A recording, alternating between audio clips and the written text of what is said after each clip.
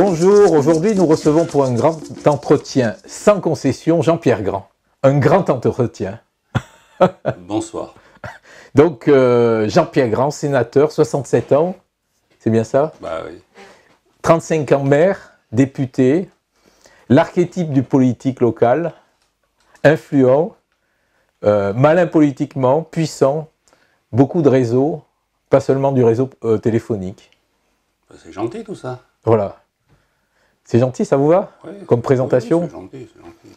Bon, on va commencer par la une du numéro 792 de la Glorieuse de cette semaine, donc municipal, LREM, le casse-tête. Quelles communes sont Macron compatibles? Quels élus peuvent l'être? Voilà, un dossier là-dessus. Ensuite, on part sur la grande distribution ou la grande révolution. Voilà, après avoir investi nos extérieurs de ville, les grandes enseignes investissent nos centres-villes.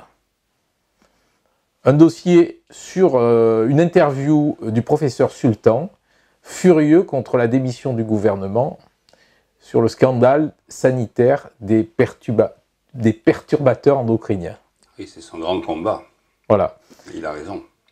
Et donc ensuite on revient sur un grand intellectuel national qui a investi nos murs à Montpellier, que vous découvrirez dans le prochain numéro du journal. Et voilà, et les chicayas. On revient aussi sur les chicayas entre Philippe Sorel et Jean-Pierre Grand lors du dernier conseil de métropole.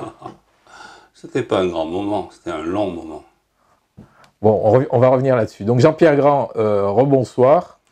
Ah, Voilà. Vous lisez La Glorieuse régulièrement? je le lis, oui, ça m'arrive. Je lis pas tout, mais je lis, surtout quand je suis injustement attaqué. Hein. Injustement. Bah oui. On est toujours injustement attaqué. Arrive, ça arrive. Parfois, c'est... Non, moi, être attaqué ne me gêne pas. Hein. Pour tout, quand on fait de la politique, si on ne veut pas être attaqué, il faut arrêter d'en faire.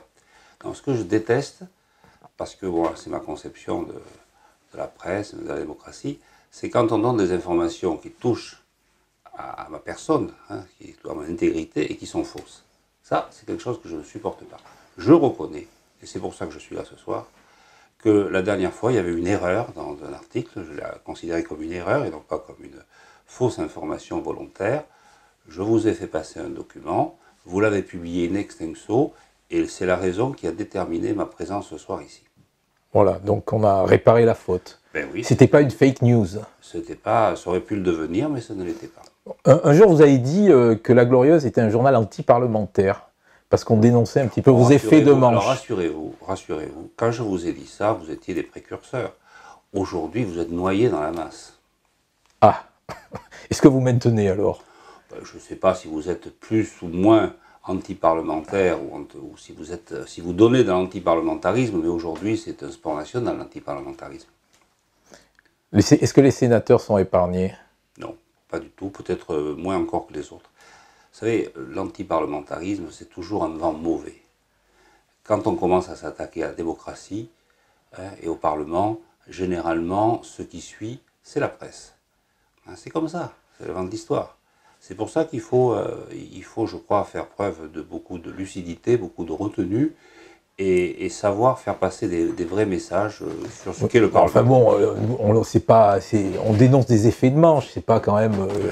Ça, les effets de manche, ça rentre dans les hommes politiques, ils n'arrêtent pas. Les esprits faibles, et puis demain on vous dit mais à quoi ça sert d'avoir un Sénat, à quoi ça sert d'avoir l'Assemblée nationale, et puis voilà, je veux dire, à partir de ce moment-là, bah, écoutez...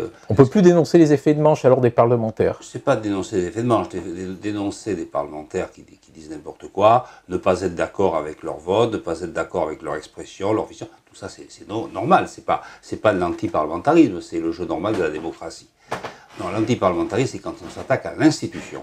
C'est-à-dire qu'on considère que l'institution est inutile, que l'institution est dangereuse, que l'institution est coûteuse, que l'institution n'a plus sa place dans une nation moderne.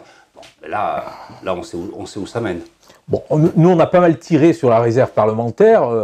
Bilan, l'équipe Macron l'a supprimée. Donc, ouais. Ça veut dire qu'on faisait de l'antiparlementarisme. Non, c'était pas l'antiparlementaire.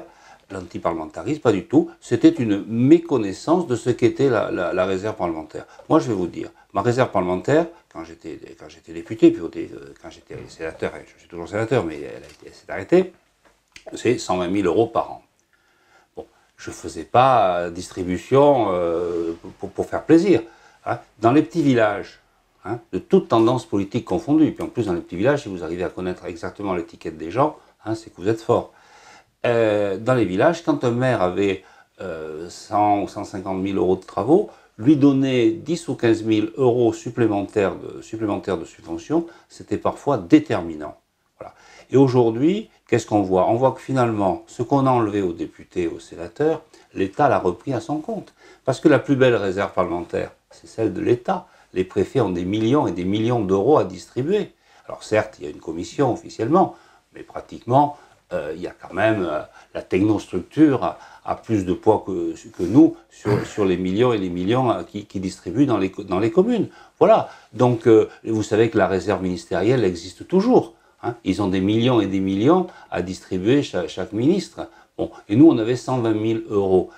Moyennant quoi, cet argent a disparu. Donc, il a disparu, il est passé dans le tonneau des Danaïdes. Hein, et vous multipliez 120 000 euros multiplié par le nombre de parlementaires, en gros c'est 900, ça fait un trou économique. Ça fait un trou pour le soutien à la vie associative. Moi je me souviens quand j'avais aidé Coup de pouce, qui est une très belle association, ben, j'étais très content de leur donner les 1000 euros. Ça leur avait permis ils avaient un moment difficile, ça leur avait permis de se maintenir et de ne pas mettre la clé sur la porte. Bon, voilà. Je crois qu'aujourd'hui, on pense toujours que quand les parlementaires font quelque chose, c'est qu'ils ont, soit qu'ils font du billard à quatre bandes, soit qu'ils ont des intérêts politiques. Vous savez, je crois que quand on se maintient dans la vie politique, c'est parce qu'on est un peu au-dessus de tout ça. Sans la loi sur le non-cumul des mandats, est-ce que vous seriez parti?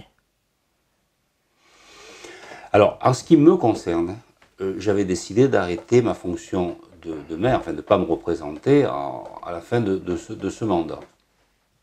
Donc, voilà, en ce qui me concerne, j'aurais arrêté à la fin du mandat. Alors, est-ce que j'aurais arrêté un peu avant, un peu après? Je ne le sais pas. Si j'avais arrêté avant, on m'aurait dit que c'était de la tactique. Si j'avais arrêté jusqu'au bout, on m'aurait dit que j'avais bu jusqu'à la dernière goutte.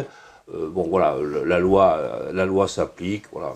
Je veux dire, en ce qui me concerne, ça ne m'a pas posé de problème majeur. Bon, la ville vous a été 35 ans. D'autant plus que mon successeur est de très grande qualité, c'est reconnu par tous. Castelnau-le-Lez, la ville où vous avez été maire pendant 35 ans, s'est développée. Beaucoup d'habitants regrettent le bétonnage à outrance. Oui, mais ça, c'est des phrases toutes faites, ça. Oui, non, mais... Vous leur demanderez où ils habitent. Est-ce qu'ils habitent dans du carton, en haut des arbres, hein? Vous leur dites quoi, ces gens-là? Je leur dis que s'ils habitent là, c'est qu'on a construit. Hein. Les logements sociaux nous sont imposés. Je les construis où, les logements sociaux? Hein? En apesanteur, on me demande de construire 300 logements sociaux par an. Il y a un manque de stationnement. C'est la loi. Oui, mais... C'est la loi. Mais attendez, nous, on applique les lois. C'est ça qui est exceptionnel. La loi Duflot, c'est pas compliqué. Hein. Pour les logements sociaux proches des transports en commun en site propre, style le tramway, à moins de 500 mètres, c'est une demi-place de parking par logement. Voilà. Hein. C'est comme ça. C'est la loi. Et moi, j'applique la loi. Voilà, je fais partie de ces gens un peu rétrogrades, le vieux monde qui applique la loi. D'accord, mais bon, ensuite, pour y vivre, ça devient plus compliqué. Les gens se gardent n'importe où. On peut le dire dans tous les sens. Moi, je vous dis que qu'aujourd'hui, nous appliquons la loi. La loi, aujourd'hui, elle impose un certain nombre de places de parking maximum. Voilà. Malheureusement, ce n'est pas suffisant. Et puisque vous soulevez ça, je vais vous dire le genre de bêtises, je vais utiliser le terme, d'immenses conneries. Hein. Quand vous faites une résidence étudiante, on a fait une sur la route, l'avenue de l'Europe, on m'a expliqué qu'il ne ferait pas de place de parking dans cette résidence étudiante. Et j'ai dit, mais pourquoi? Ils me disent, parce que les étudiants vont à l'université en tram. Oui, je dis, peut-être qu'ils vont à l'université en tram. Mais ceux qui viennent de Mende, hein, de Pézenas ou d'ailleurs, ils ne viennent pas en tram, ils viennent en voiture. Hein. Voilà, et donc ils ont un certain nombre en tous les cas. Et là, il faut bien qu'ils la gardent quelque part. Maintenant quoi, la réalité m'a donné raison, et beaucoup de ces jeunes gens et jeunes filles ont un véhicule, et ils restent toute la semaine au bord d'un trottoir, et quand ils ont fini leur semaine de travail à l'université, et qu'ils repartent en Lozère ou ailleurs, ben, ils prennent la voiture. Voilà. Nous, on est, si vous voulez, dans cette affaire-là, entre le marteau et l'enclume, c'est-à-dire entre la loi et l'agacement de nos concitoyens, qui parfois ont bien raison de s'émouvoir de ce genre de choses. Sauf que nous, on applique la loi. Sur la métropole, là, vous êtes fâché maintenant, vous êtes très fâché avec Philippe Sorel. Pourquoi? Alors d'abord, je suis fâché contre moi-même. Parce que je me suis trompé sur Philippe Sorel. Je pensais que ça serait un bon manager, ça serait un bon président, que ce serait quelqu'un qui aurait une vision, qui mettrait de la cohérence dans son action et surtout qui mènerait jusqu'au bout les actions qu'il annonce. Or, aujourd'hui, nous voyons que tout ça est brouillon, que c'est de la communication, des premières pierres, des secondes pierres. Hein. Bon, tout ça, c'est pas sérieux et rien n'avance. La métropole, c'est une grosse machine. Et là où je me suis trompé, et je ne suis pas le seul, il y a beaucoup de personnes qui ont cru que Sorel aurait le niveau de sa mission, celle que nous lui avons confiée, les maires hein, de la métropole, quasiment à l'unanimité. C'est qu'il aurait l'épaisseur pour la mission et pour la fonction. Il ne l'a pas. Il ne l'a pas, il suffit de regarder, rien n'avance. Les grands dossiers n'avancent pas. Alors Montpellier, je ne veux pas spécialement parler de la ville de Montpellier, puisque moi je ne suis pas un élu de Montpellier, je suis élu de Castelnau-le-Lez, mais je suis membre de la métropole. Or la métropole, ce sont les grands dossiers. Ce sont des compétences nouvelles, notamment en matière de voirie. C'est une autre dimension. Et aujourd'hui, qu'est-ce qu'on observe? De la communication, de la communication, de la communication, mais les réalisations, c'est toujours reporté. Un exemple, le plan local d'urbanisme, qui devait être bloqué l'année prochaine, en 2019. On nous parle maintenant de 2024. Bon. Alors, moi, je trouve que tout ça n'est pas acceptable. Il fallait que ce soit bouclé avant les élections municipales. Hein. Pourquoi? Parce qu'après, il y aura des retards mécaniques qui vont se prendre pour des raisons que nous connaissons, notamment les recours, notamment les engagements qu'auront pris des candidats aux municipales et qui seront entre-temps devenus des nouveaux maires et qui voudront revoir les choses. Bon. Tout ça. Je vous prends un autre exemple. La ligne 5 de tramway. Depuis 4 ans, hein, ils sont là à se poser des questions sur le tracé. Hein. Philippe Sorel fait des conférences de presse, et, voilà, il baptise des variantes du nom sympathique de jeunes filles avec qui il a discuté dans une réunion publique. Et où est le tracé? Il n'y en a toujours pas. Je rappelle, et là ça fait 4 ans, c'est pas un jour 4 ans sur 6 ans. Je rappelle quand même qu'en 12 ans, Georges Lefraiche et Jean-Pierre Moore, puisque dans cette affaire-là, on construit 4 lignes de tramway. 4 lignes de tramway. Entières, construites, conçues, réalisées, inaugurées, en service. Et là, pendant 4 ans, ce monsieur, il discute, et encore il donne des leçons. Non mais attendez, où sommes-nous? Où sommes-nous? Alors il y a eu un morceau de tramway qui a été construit, il faut être honnête jusqu'au bout, entre le marché du Bas et l'observatoire. Il fait 1,2 km. Sauf que quand il est arrivé, tout était ficelé, le tracé était fait, les marchés publics étaient placés, etc., etc. Donc très franchement, tout le monde est capable de faire ça. Mais depuis 4 ans, il ne s'est rien passé. Et le contournement ouest, vous avez vu travailler? Je vous rappelle quand même que M. Sorel nous expliquait, hein, sans rire, que c'était l'ami du Premier ministre, M. Emmanuel Valls. Sauf que quand même, on n'a pas été inscrit au plan des équipements autoroutiers, hein, routiers. Hein. Quand on est copain avec le Premier ministre, on peut obtenir le contournement ouest de Montpellier. Moi, quand j'étais copain avec Dominique de Villepin, j'ai obtenu la nouvelle autoroute. Hein. Il a signé la DUP hein, contre vents et marées, et en particulier des élus locaux, même les élus nationaux d'ici qui n'en voulaient pas. Bon, voilà pourquoi il y a une différence. Hein. Pensez-vous que le pacte de confiance des maires est un acte fondateur de la fondation de la métropole? Non, mais pensez-vous que... Au départ, ce n'était pas forcément une mauvaise idée, mais là c'est fini, il a explosé, il a sabordé le plat. Les maires, il les ridiculise, il les agresse, hein, et ils ne travaillent pas pour leur commune. Donc, par définition, il n'y a plus de pacte des maires. Est-ce que vous faisiez ouvrir les courriers des élus à Castelnau lorsque vous étiez maire? Je suis désolé, moi, ce sont des méthodes de notre âge. Alors j'ai posé une question écrite au gouvernement là-dessus, parce que je trouve ça, encore aujourd'hui, on m'a ramené un courrier qui avait été ouvert. Je trouve, voilà, créer un bureau de la censure dans une institution républicaine, c'est de notre âge. Hein. Donc vous faites partie du groupe de coopération métropolitaine? Oui, bien sûr. Qu'est-ce qui fait ce groupe aujourd'hui? Il travaille, il prend des positions, hein, on s'exprime. Alors je voudrais, puisque vous me tendez la perche, je voudrais vous dire que nous ne sommes pas dans l'opposition à la métropole. La conception que nous avons de la métropole... Je dis groupe de coopération. Oui, je sais bien. Mais c'est pour ceux qui nous écoutent et qui nous regardent. le groupe des maires, hein, et des représentants des communes qui sont dans ce groupe-là sont des personnes qui travaillent pour la métropole. Ceux qui sont dans l'opposition à la métropole, c'est ceux qui à Montpellier sont élus dans l'opposition, hein, et puis pour 2 autres communes, Castelnau et Latte, il y a une personne qui est dans l'opposition qui y siège. Mais nous, on n'est pas des opposants. Hein. Voilà, nous sommes des élus qui représentent nos communes. Nous sommes des actionnaires de la métropole. Voilà. Votre rapprochement avec Coralie Dubost, Mon rapprochement, ça veut dire quoi? Je suis parlementaire, elle est parlementaire, c'est une femme intelligente. Moi, je travaille avec des gens intelligents. Non, et je cohabite avec des imbéciles. Celle quand même qui a battu votre première adjointe, on peut appeler ça la réelle politique. Non, mais elle l'a battu, ben voilà, elle l'a battu, c'est la démocratie. Qu'est-ce que vous voulez que j'y fasse, moi? Je suis désolé. Catherine Dardet est une femme d'exception, hein. Elle est tellement d'exception que Sorel l'a virée. Et voilà, au moins comme ça, elle ne lui fera pas d'ombre. Et puis voilà, et aujourd'hui, comme députée, il y a Coralie Dubost, elle travaille beaucoup au Parlement, cette fille. Hein, c'est une dame, elle est en train de se faire un nom au Parlement.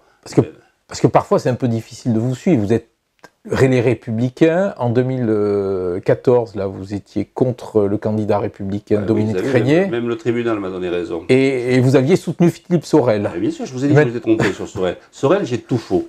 Hein. J'ai cru que c'était quelqu'un de sérieux. Voilà, ben, il ne l'est pas. Voilà. En tous les cas, pas dans la mission que nous lui avons confiée. Parce qu'à l'époque, là, je refais un peu l'histoire. Là, en 2013, là, vous étiez un peu opposé à la métropole. Oui, tout à fait. Mais... Et ensuite, donc derrière Philippe Sorel, vous êtes redevenu partisan. Et puis ensuite, maintenant, vous êtes associé avec la France Insoumise. Non, j'étais opposé aux métropoles qui étaient décidées par décret du gouvernement. Et j'étais favorable, il suffit de voir ce que j'ai dit au Sénat à cette occasion, hein, j'étais favorable, hein, aux métropoles dès lors, hein, qu'elles étaient décidées par les communes, hein, librement consenties par les communes qui allaient être la future métropole. Ce fut le cas de Montpellier. Il y a eu un vote, hein, des communes de la métropole, et puis ensuite du conseil de métropole, enfin d'agglomération à l'époque, et ça c'est la démocratie. Par contre, d'autres métropoles ont été décidées par simple décret du Premier ministre. Ça, ce n'était pas ma conception. Voilà. D'accord. Et puis, je vais vous dire quelque chose. Hein. On s'est tous trompés avec l'affaire de la métropole. Le gouvernement nous avait annoncé qu'on aurait plein d'avantages, etc., etc. Bon, on n'a que des embêtements. Hein. Et quand je dis embêtements, je suis poli. On nous a piqué plein de pouvoirs. Hein. Quand je dis des pouvoirs, c'était des pouvoirs d'action. Hein, de décision, mais surtout des pouvoirs d'action, hein, qui étaient offerts aux maires. Je pense en particulier aux voiries qui sont passées dans le domaine de la métropole, hein, de la compétence métropole. Et aujourd'hui, un maire, il faut que les gens le sachent ça, un maire, quand il veut que la rue soit refaite, la rue X ou Y soit refaite, qu'est-ce qu'il fait? Il demande à la métropole. La métropole met le temps qu'elle met, hein, ils refont cette rue, elle coûte, hein, on va prendre le chiffre 100, hein, elle coûte 101,12. La mairie paye à la métropole 101,12. Bon, on pensait que ça pourrait aller plus vite. Sauf qu'aujourd'hui, hein, les dossiers n'avancent pas. Hein, la métropole n'est pas opérationnelle. Elle n'est pas opérationnelle. Pourquoi? Parce que le président de la métropole n'est pas au niveau de sa mission et que naturellement son administration est complètement à l'abandon quelque part. Elle n'a pas un chef. Vous pensez bien que sous Georges Frêche, tout ça ne se serait pas passé. En fait, notre erreur à nous, c'est qu'on a pensé, hein, qu'on pouvait continuer à travailler comme quand il y avait Georges Frêche, mais aussi Jean-Pierre Moore, c'est-à-dire que c'était des patrons, hein, ils travaillaient avec les maires, quand on prenait une décision, elle était exécutée, ça allait vite. Là aujourd'hui, quand on prend une décision, elle est contestée, elle est modifiée, et surtout ça avance pas. Franchement, c'est pas le rêve. Cyril Meunier se dit prêt à repartir et disponible pour la métropole si on l'appelle. L'appellerez-vous? Non, mais moi, je serai peut-être plus à la métropole dans 2 ans, donc c'est pas le sujet. Cyril Meunier est un très bon technicien de la chose publique. Et tout ce qu'il a dit sur la métropole, et je pense en particulier quand il a été viré de sa responsabilité sur l'eau, hein, sur l'eau, enfin sur toutes les compétences qui étaient les siennes, eh bien, tout ce qu'il a dit s'avère juste. Hein, tout ce qu'il a dit s'avère juste. c'est quelqu'un qui a été viré uniquement parce que le maire de Montpellier, le président de la métropole, croyait qu'il voulait se présenter contre lui. C'est quand même pas un argument majeur. Donc ça veut dire que la première commune de la métropole, Castelnau-le-Lez, la deuxième commune de la métropole, Latte, la troisième commune de la métropole, c'est-à-dire le Cress, hein, et tous de sensibilités politiques différentes, ont été virés par le président de la métropole, tout ça parce qu'ils pensaient qu'ils avaient des velléités électorales. Enfin, où va-t-on? Vous imaginez ça ailleurs, à Marseille, à Toulouse, à Lyon, à Bordeaux, à Nice, hein? Bon, c'est pas comme ça qu'on travaille. Est-ce que vous comprenez la défiance des Français vis-à-vis des politiques? Oui, je la comprends, surtout s'ils regardent, la tenue des conseils de métropole à Montpellier. Vraiment, il faut avoir le civisme chevillé au corps pour aller voter quand on a passé 1 heure à regarder ce qui se passe au conseil de métropole de Montpellier. Et vous considérez comme un politique professionnel? Non, mais ça veut rien dire. Hein. Professionnel, moi je ne suis pas spécialement professionnel. Les électeurs m'ont confié des mandats, je les assume, hein, et s'ils continuent à me les confier, ou s'ils ont continué souvent à me les confier à nouveau, à me renouveler dans mes fonctions, c'est que ils ont considéré que je faisais du bon travail. Voilà. Donc on va terminer par la question chapeau, si vous voulez bien. Donc vous choisissez, vous nous lisez et vous répondez. On gagne quelque chose, non ? Non, on gagne rien, on gagne une réponse, une belle réponse. Votre définition de la loyauté en politique. Alors là, la loyauté en politique. Alors d'abord, être loyal, c'est un sujet de Sciences Po. Oui, voilà, ça mériterait du temps. Moi, je pense que d'abord, il y a la fidélité. La première des loyautés qu'on doit aux citoyens, c'est la fidélité à ses engagements politiques. Moi, je suis fidèle à mes engagements politiques depuis toujours. Parfois, certains candidats ou élus me paraissent plus porteurs que d'autres, mais ma fidélité à mes engagements politiques, gaullistes, engagements sociaux, engagement vis-à-vis de la collectivité, ça, j'ai jamais transigé là-dessus. Et je ne transigerai jamais là-dessus. Ensuite, c'est la fidélité aux grandes valeurs de la République. Et aujourd'hui, je crois que plus que jamais, il faut être fidèle à ces engagements, hein, naturellement, tout ce que cela recouvre. Et puis ensuite, c'est d'un défenseur de la République et de la démocratie. Et c'est pour ça que je suis là aujourd'hui, c'est parce qu'effectivement, j'ai pu répondre à quelques questions qui, justement, sont des questions que peuvent se poser nos concitoyens sur le fonctionnement de notre démocratie locale. Vous croyez que les hommes politiques aujourd'hui sont loyaux envers leur parti, leurs électeurs? Et le parti, ça ne veut rien dire. D'abord, il y a la question de savoir est-ce que les partis sont loyaux vis-à-vis des élus. Je pense que c'est plutôt dans ce sens-là qu'il faudrait le poser ou vis-à-vis de leurs électeurs. Mais moi, je pense que ma loyauté vis-à-vis de mes électeurs qui m'ont fait confiance, moi, je ne les ai jamais trahis, mes électeurs. Quand j'ai soutenu Philippe Sorel, c'est parce que je pensais à mon âme et conscience qu'il était porteur d'un certain nombre de valeurs, et puis que c'était quelqu'un de... Contre votre parti, quoi. Mais bien sûr. Est-ce que vous pensez qu'à l'occasion des régionales, c'était pas normal, hein, que je fasse remarquer que le candidat qui avait parachuté mon mouvement politique, il était même pas éligible, hein. Excusez-moi, c'était un minimum que je dois d'honnêteté à mes électeurs. Bon voilà, j'étais le seul à le dire. Voilà, c'est pour ça que ça surprenait un peu. Voilà. Sinon, j'aurais pas été soutenir Sorel. Hein. Vous me voyez en train de partir soutenir quelqu'un qui n'était pas éligible? La preuve, il n'a pas été. Il a été obligé il a quitté la scène. Hein, voilà, et cette liberté dans son parti, c'est... Mais ça, la liberté, c'est la démocratie. Oui, bien Votre sûr. liberté d'écrire un certain nombre de choses, c'est la démocratie. Le jour où vous serez plus libre d'écrire que je suis un crétin, eh bien on ne sera plus en démocratie. Voilà. Mais comme je sais que vous ne pensez pas que je suis un crétin, je suis certain que ce ne sera pas le prochain titre de la Glorieuse. Jean-Pierre Grand n'est pas un crétin. Ben voilà. Oui, pourquoi pas, il faut l'écrire, c'est sympa. Alors après, on cherchera pourquoi vous dites ça, et puis naturellement, on peut imaginer que la conclusion, ça sera en fait, oui, c'est un crétin. Mais en ce qui me concerne, non, je suis un profond défenseur de la démocratie. Vous savez, j'ai travaillé avec Jacques Chaban-Delmas, j'ai connu l'esprit de la République au plus profond de moi-même, et j'ai mené plein de combats politiques, j'ai été quasiment toujours élu ou réélu deux fois sur 15 ou 16 fois que je me suis présenté, donc les ratios sont bons. Et j'ai toujours été là quand les grandes causes étaient à défendre voilà, les grandes causes, la démocratie, les grandes valeurs de la République. Voilà. Et on va pas aller plus loin parce que sinon on va finir par faire un peu ancien combattant. Mais croyez-moi, hein, défendre des grandes valeurs, hein, c'est important. Et puis c'est un combat sans cesse à renouveler. C'est la loyauté envers les grandes valeurs, en fait. Ben, la loyauté, oui, ben, celle qu'on s'impose à soi-même. Hein. Moi, vous ne me ferez pas dire qu'un élu, parce qu'il a mon parti, si c'est une truffe, que c'est un bon. C'est pas vrai. S'il est nul, je n'irai pas soutenir un nul, parce que j'aurais l'impression de trahir mes électeurs. Alors, entre trahir mes électeurs et trahir un parti politique, ou ne pas suivre un parti politique, mon choix est très vite fait. Très bien, ben, je vous remercie.